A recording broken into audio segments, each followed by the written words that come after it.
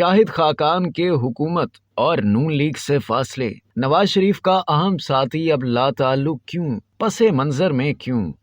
Opposition کا بھرپور کردار ادا کرنے والے شاہد خاقان عباسی پس منظر میں کیوں چلے گئے؟ اپنے قائد میاں نواز شریف سے سیاسی ہم آہنگی اور رابطے کیوں ختم ہیں؟ پاکستان مسلم لیگ نون کے ادوار حکومت میں اہم وزارتوں اور تنظیمی ذمہ داریوں پر فائز رہنے والے رکن قومی اسمبلی شاہد خاقان عباسی گزشتہ کافی عرصے سے جماعتی اور حکومتی سرگرمیوں سے لا تعلق دکھائی دے رہے ہیں، اور قومی اسمبلی میں ان کی آمد بھی خاصی مختصر ہو چکی ہے۔ اجلاس میں ان کی حاضری جو ایک ہفتے سے بھی کم تھی، اس دوران بھی ایوان میں مختص اپنی نشست پر بیٹھنے کی بجائے انہوں نے عقبی نشستوں پر کچھ دیر بیٹھ کر اپنے ہم خیال ارکان سے گپ شپ کی اور رخصت ہو گئے۔ انہوں نے کافی عرصے سے ایوان کی کارروائی میں بھی کسی سطح پر کوئی حصہ نہیں لیا۔ یاد رہے کہ پاکستان تحریک انصاف کی حکومت میں انہوں نے اپوزیشن نشستوں سے اپنی جماعت مسلم لیگ نون کی نمائندگی کرتے ہوئے بہت اہم اور جارحانہ کردار ادا کیا تھا، اور بالخصوص سابق قائد ایوان عمران خان کے خلاف عدم اعتماد کی تحریک سے قبل بھی وہ انتہائی سرگرم اور فعال نظر آتے تھے۔ انہیں سابق وزیر اعظم یا نواز شریف کا اہم ساتھی اور معتمد خاص بھی سمجھا جاتا ہے۔